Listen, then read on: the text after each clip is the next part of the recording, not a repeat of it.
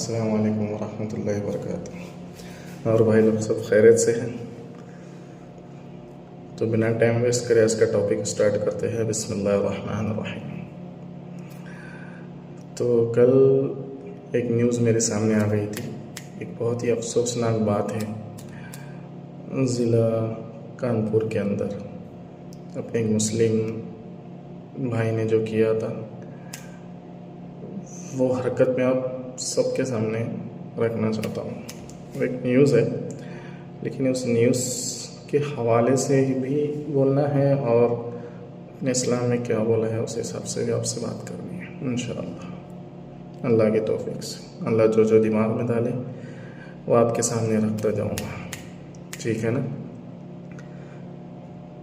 तो भाई लोग, मैं न्यूज़ में ये देखा कि एक बाप ने अपनी पूरी ज़िंदगी लगाकर अपनी बेटी की शादी की तैयारी कर लिया।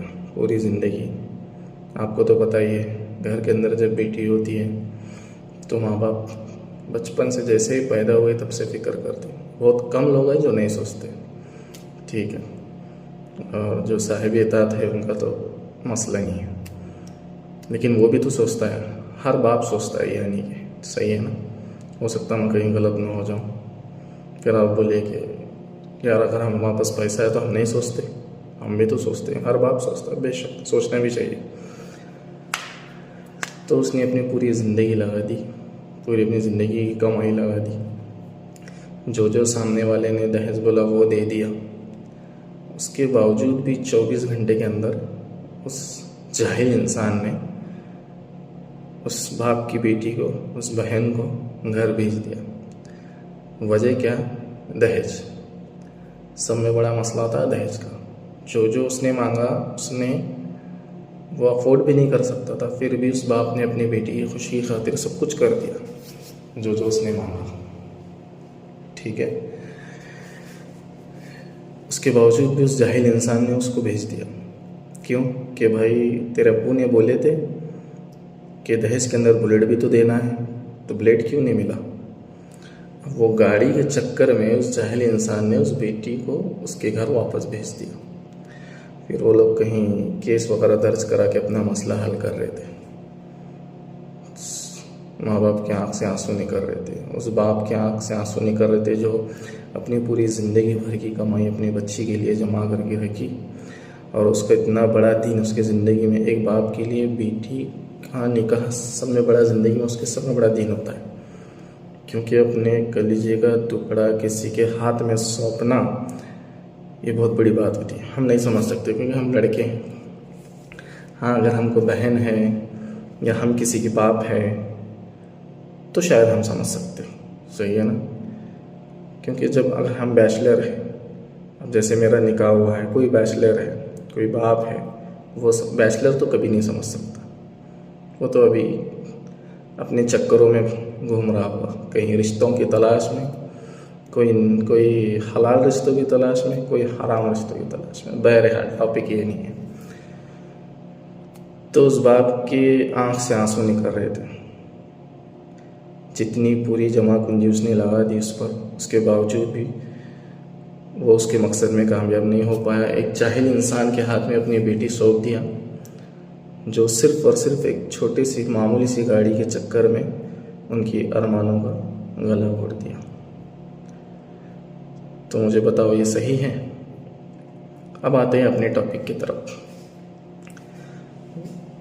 भाई लोग, जब आप लोग निकाह करते हो, हम लोग की तो सोच ये है कि बस लड़की हमें अच्छी सी मिल जाए, इंशाअल्लाह काफ़ी है, ठीक है ना। बहुत कम लोग शायद ऐसा सोचते हैं।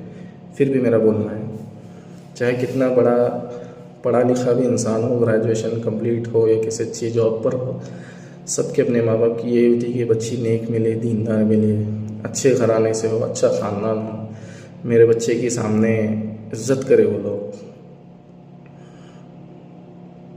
मेरे बेटे की इज़्ज़त करे, और ऐसी लड़की मिले जो उसके माँ बाप को भी देखे और अपने शोहर की वो भी देखे, उसकी कदर करे, इज़्ज़त करे। हम हर माँ बाप की यही ख्वाहिश होती है। मसला है अब लड़की वालों को। तो हमें क्या करना है? हमें सब में पहले अल्लाह के रसूल सल्लल्लाहु अलैहि वसल्लम ने जो फरमाया है उस हिसाब से अपने निकाह करना है। निकाह को आसानी करना है। जहाँ भी हम रिश्ता देखने जा रहे हैं, समय पहले अपनी बात रखना है।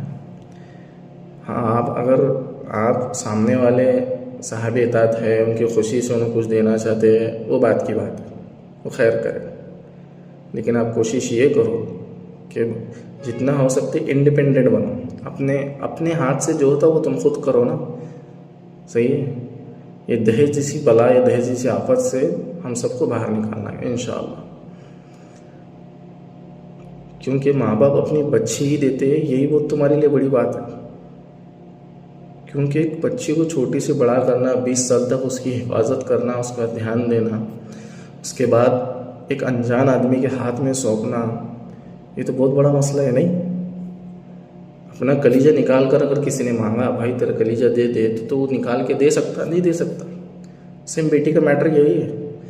अपनी बेटी किसी अनजान के हाथ में देना, पता नहीं, हो सकता है रिश्ता करने से पहले एकदम हीरोगिरी करे, दीन दुनिया दिखाए, या अपना बहुत सारा पैसा है दिखाए, और जैसे ही निकाह सब फिक्स हो गया, निकाह के अगले दिन ये जाहिल हरकतें करें, तो फिर कैसा? तो करना ये है कि हमें पहले शुरुआत हम ही से करना है। शुरुआत जिसका अब निकाह होने जा रहा है वो कोशिश करे कि लड़की के माँ बाप को थोड़ा आसानी पैदा करे। उसके चंद 1 तोला 2 तोला जितना भी वो दे रहा, जो भी उसका मसला है। आज तो गोल्ड बहुत ज़्यादा महंगा है, उससे तुम्हारी ज़िंदगी का बसेरा तो हो नहीं सकता, उससे तुम्हारी ज़िंदगी के मसले तो हल हो नहीं सकते। ज़्यादा से ज़्यादा कितने दिन खाओगे? कभी ना कभी तो ख़त्म ही होना है। तो उससे अच्छा अल्लाह से दुआ करो कि अल्लाह निकाह से पहले मुझे इतना दे दे कि मैं सामने वालों को अल्लाह की नबी की सुन्नत जो है, अल्लाह के नबी का जो फरमान है, जो हमें दीन ने बताया, जो इस्लाम ने हमें बताया है, जो हदीसों में अपने को बताया है, हम शायद हो सकता निकाह को आसान करके उस तरीके से किया जाए इंशाअल्लाह बिस्मिल्लाह। सही है।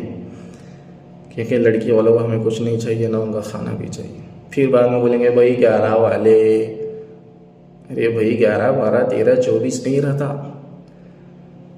ठीक है, तुम्हारे घर में बेटी नहीं है, अगर किसी घर में बेटी हो तो उसको समझो किसी को 5 बेटी हो तो फिर उसको समझो वो कैसे अफोर्ड करेगा, वो बाप कैसे अफोर्ड करेगा। हो सकता है कई दिन की मजदूरी करता हो, या दिन के थोड़े बहुत पैसे कमाता हो, जितनी आमद नहीं है, हो सकता है थोड़ा बहुत पहले का जमा हुआ हो, तो फिर वो कैसे होगा, वो लोग कैसे अफोर्ड कर पाएंगे। तो हम सब मिलकर अपने से ही स्टार्ट करते हैं ना। और क्योंकि अल्लाह का निकाह के बाद वादे हैं, क्या पता उसके नसीब से तुम्हारे नसीब जाग जाए, तुम्हारे हलाल रोज़े में इजाफा हो जाए, तुम्हारे लिए बेहतर रास्ते निकले। हो सकता है निकाह के पहले आप 10,000 कमाते हो, निकाह के बाद 20,000 सैलरी मिले। हो सकता है आप कहीं गल्फ में हो, स्टार्ट में आपने 1,000 रियाल सैलरी, निकाह के बाद बढ़ते बढ़ते 2 से 3 पहुँचे। तो पता है ना, आप अल्लाह को राज़ी करने के लिए अगर कोई काम करोगे तो हो सकता है अल्लाह तुमसे राज़ी होकर तुमको और दे उसके ख़जानों में से इंशाअल्लाह। बिल्कुल देगा, बेशक वो देने वाली ज़ात है। हम तो कमज़ोर है, वो नहीं है ना। सही है ना। तो हम ये दहेज जैसी बला से, इस आफत से हम भी बचें, और जिसका निकाह आ रहा उसे भी बचाने की कोशिश करें।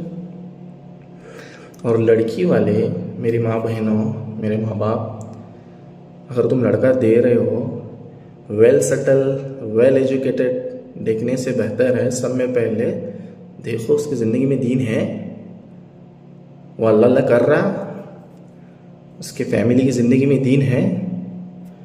खाली इंग्लिश स्कूल पढ़कर, ग्रेजुएशन कंप्लीट करके, जॉब अच्छी मिल रही, बिजनेस है, वेल सेटल है, मेरी बेटी अच्छी रहेगी, एक अच्छे इंसान को इग्नोर करके अगर पैसे वालों को देने की कोशिश करोगे तो ये भुगतना ज़रूरी है तुम्हारे लिए, ये सबक है फिर तुम्हारे लिए। आप बोलेंगे मेरी बच्ची की ज़िंदगी मैं देखूँगा, उसको गरीबी में, गुर्बत में नहीं जीना है। ठीक है, इधर ज़िंदगी गुर्बत में जी ले, ये बेहतर है, लेकिन ये जाके वापस 24 घंटे में वापस आना ये तो बेहतर नहीं है ना। क्या बोल रहा मैं, गलत बोल रहा हूँ? तो इस बात को समझो। जहाँ भी रिश्ता देखने जा रहे हैं, अगर हो सकता लड़का कुछ कम 20-25 हज़ार की पेमेंट हो, 15,000 की पेमेंट हो, लेकिन उसकी ज़िंदगी में दीन हो, हाँ, अखलाक वाला हो। सब में पहला इंसान में क्या होना चाहिए? जिसके अखलाक अच्छे है वो सब कुछ अच्छा है। सही है ना। उसके अखलाक देखो, उसके माँ बाप के अखलाक